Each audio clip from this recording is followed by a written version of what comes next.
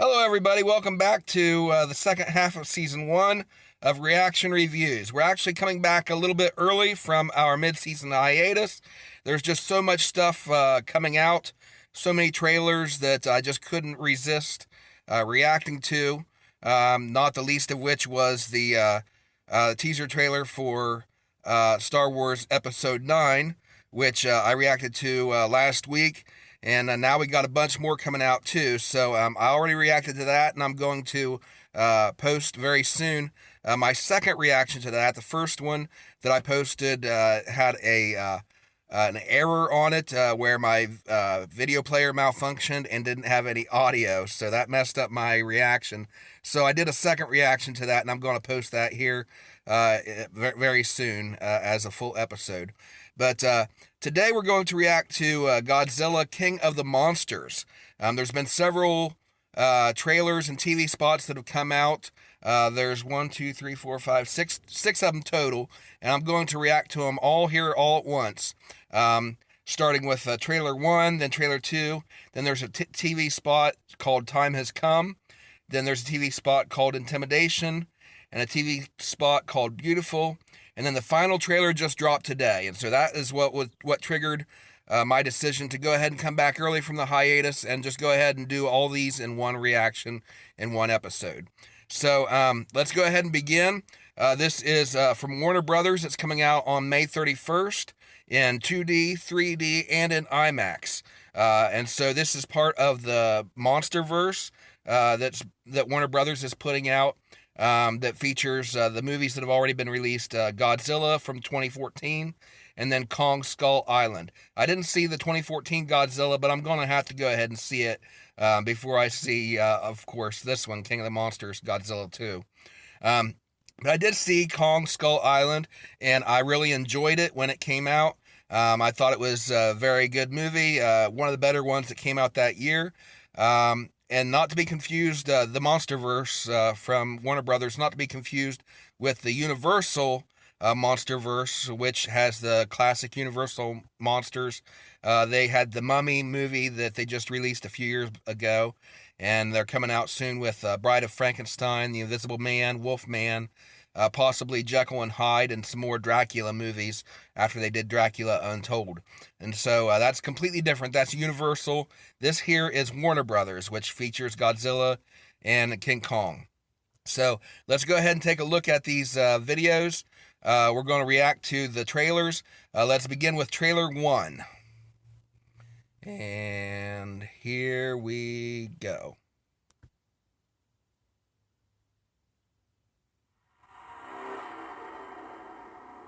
Our world is changing. The mass extinction we feared has already begun. That's cool. And we are the cause. We are the infection. Millie Bobby Brown, I like her from Stranger Things.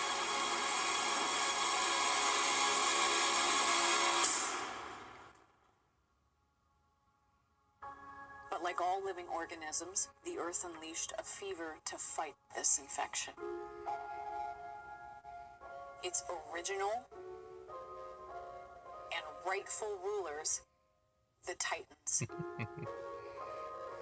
For thousands of years, these creatures have remained in hiding around the world. And unless all the Titans are found, our planet will perish, and so will we. They are the only guarantee that life will carry on. This is an interesting premise.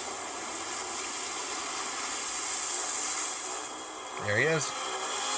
Oh, that was Kyle Chandler. Cool. From Super 8. You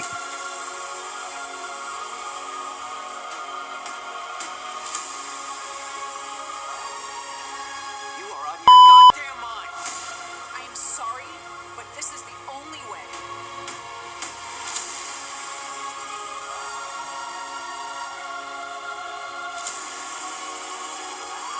Okay, so she must play his daughter.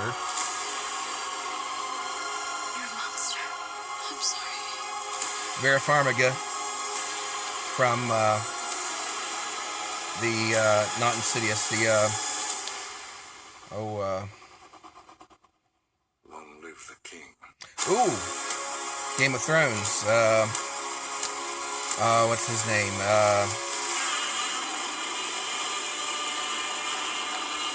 I'll think of it here in a second. Godzilla, King of the Monsters, May 2019. All right, so that's the first trailer right there. That was an interesting theory that they're an interesting premise of this movie about creatures that were thought to be extinct that were really in hiding. We hear all the time about animals and species that are supposedly extinct.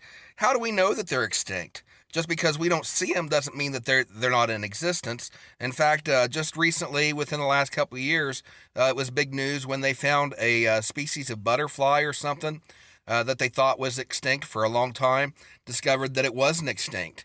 And so that's one of my big things on is when they say that something is extinct, just because we don't see it doesn't mean that it doesn't exist somewhere and it's not hiding from us. Man can't be in every location on the planet all at once.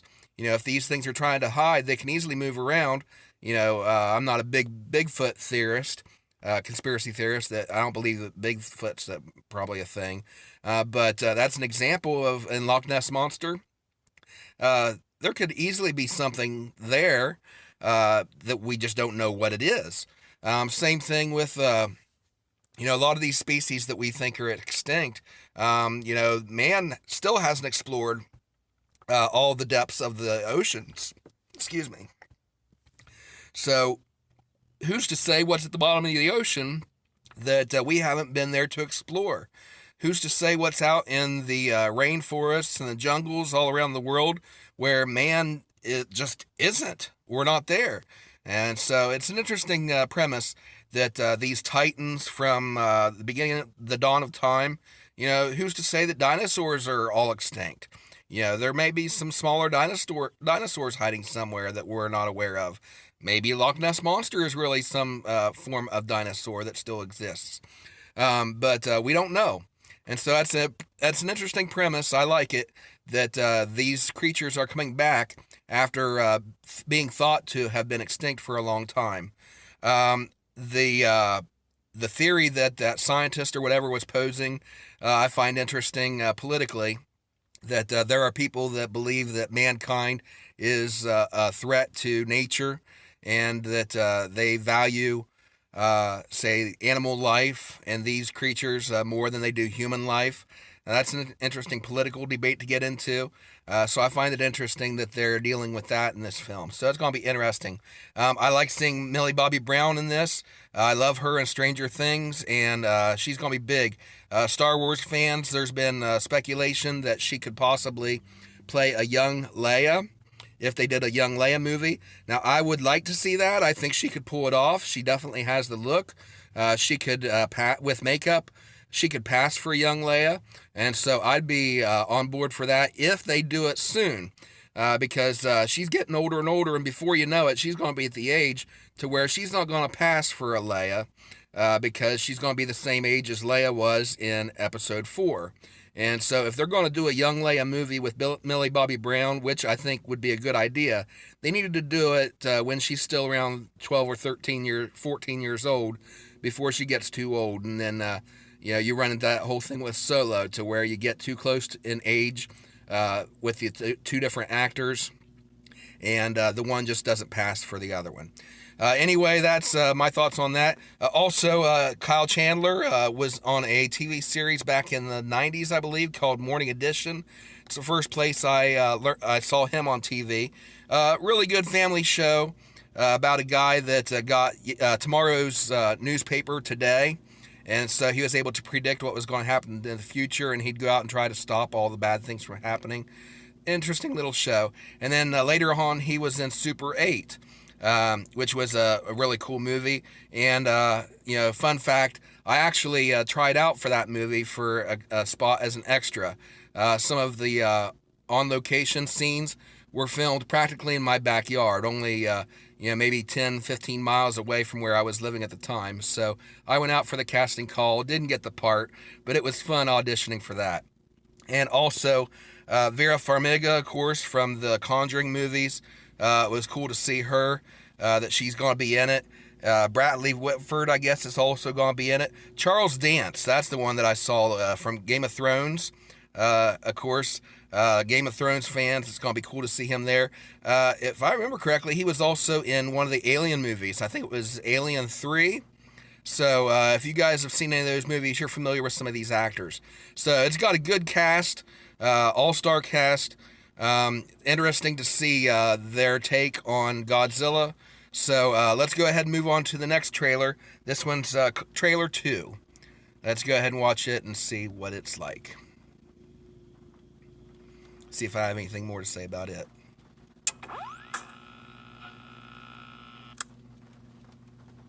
Hello? Here's Millie again. Yeah, it looks like from that other trailer she's gonna be playing Kyle Chandler's daughter, because she had that family picture. I'm trying to reach. That's cool, the shadow.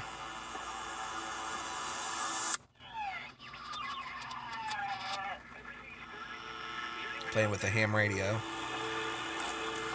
That's a rare thing to see these days. It's cool to see them using the ham radio, the CB. I was getting some kind of feedback. That's interesting. You wouldn't think that the creatures would interfere with radio signals. That's cool. Senators, we believe that these titans are just the tip of the iceberg.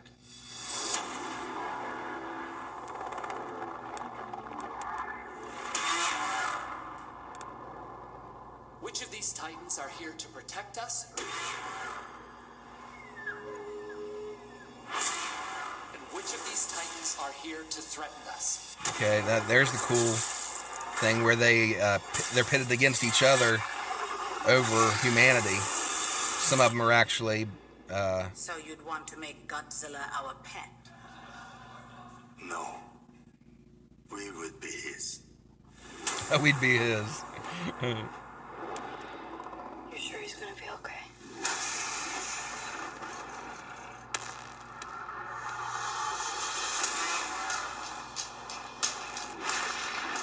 I like the idea of the government getting involved Battling for dominance. to see how they screw things up. Outfit to Godzilla. You gotta be kidding. Yeah, that's reminiscent of Super 8.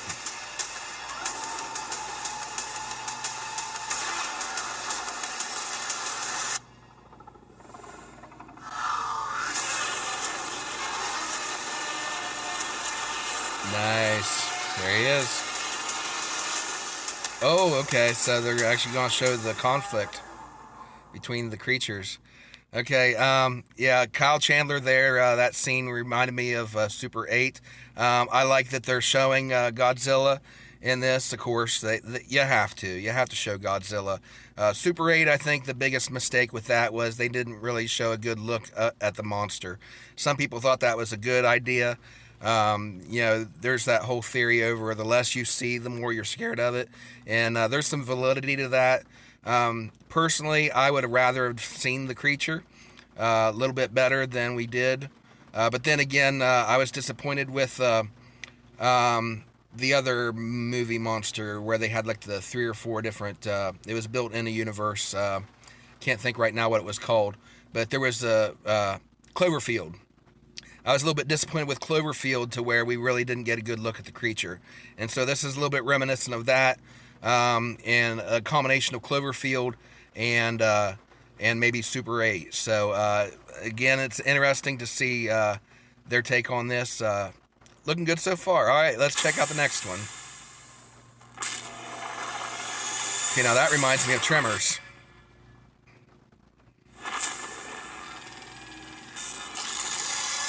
Okay, that's a little bit bigger scale in Tremors. And the camera screen reminds me of Cloverfield. The time has come. Time has come. Godzilla, rated PG-13. See the full trailer online.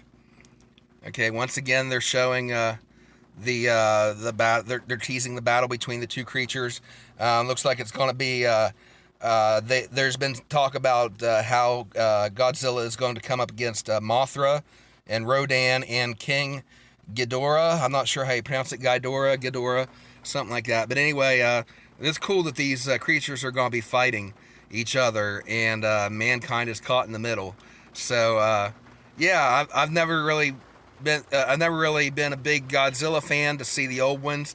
I may go back and start watching some of the old ones just for the fun of it. I like going back and seeing historical films the way they were when they first came out, and then comparing them to the way that the remakes and reimaginings are done. So yeah, I'll probably go back and check out some of those old films too, and see how they hold up compared to this. All right, the next one is another TV spot called Intimidation. Hey, what's at the light show? It's an intimidation display. Okay, it reminds me of Jaws, either 2 or 3. I think Jaws 3. Game of Thrones with the dragon. Long live the king. Okay, that's weird. Rated PG-13. See the full trailer on YouTube now. Okay, I found that line to be odd. A human saying "Long live the king." Of course, this is, I presume, one of the scientists that is like really big on, these monsters are beautiful creatures, sort of thing. She really admires them, and so I guess it would make sense from that standpoint. All right, let's move on to the next one. This one is the final TV spot called Beautiful. And I apologize for the background sound. I'm caught in some rain here. Okay, there's the dragon again. Mothra. They're everywhere. It's comforting.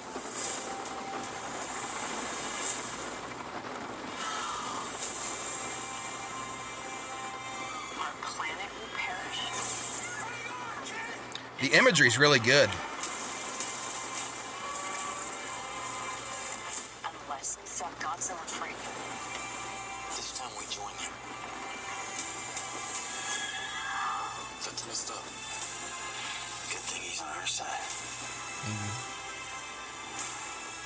Beautiful. Here we go. This is Godzilla's world. We just live in it. Damn right. It's Godzilla's world. We just live in it. Godzilla, rated PG-13. See the full trailer on YouTube now. Okay, cool. So, yeah, there's another TV spot. It's Godzilla's world. We're only living in it. That's an interesting thought there. Okay, now let's go ahead and watch the final trailer that dropped today. It's about 2 minutes and 14 seconds. Final thoughts before we do so. Kyle Chandler, Millie Bobby Brown, Vera Farmiga, Bradley Whitford, Charles Dance, and a bunch more. Looks like it's going to be good. So let's go ahead and check out this final trailer.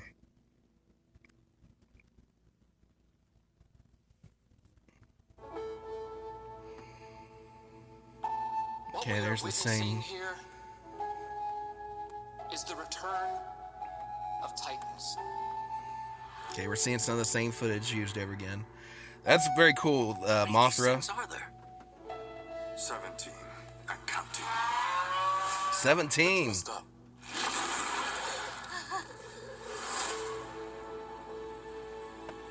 This is going to be a big battle if there's 17 of the creatures.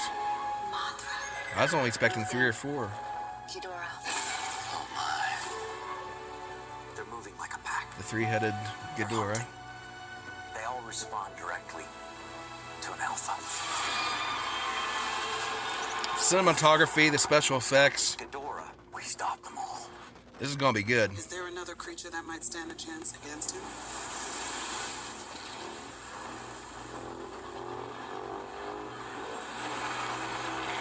My God, Zilla.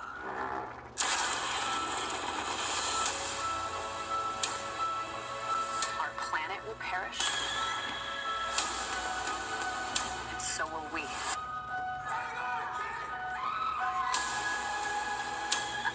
We set Godzilla free.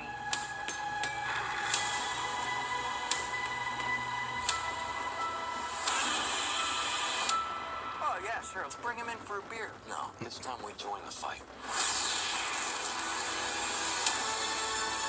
Run.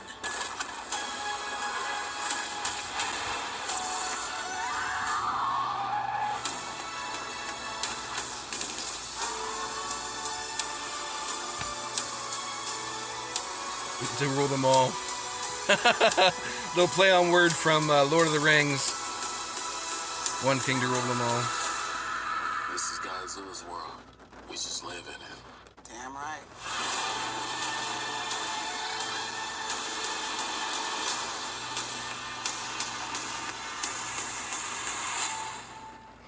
May 31st, it's coming out, guys. Okay, that was the best trailer of all of them, I think, in my opinion. I'm sold. I'm definitely going to check this out, definitely going to see it. But my first step is to go back and see the 2014 Godzilla. I've got to see it if I'm going to see this next. Something else interesting I thought of, parallels what they're doing with Star Wars, I think, with the Rise of Skywalker. I think it's interesting how they're all basically having to team up together to fight the enemy that is bigger than all of them.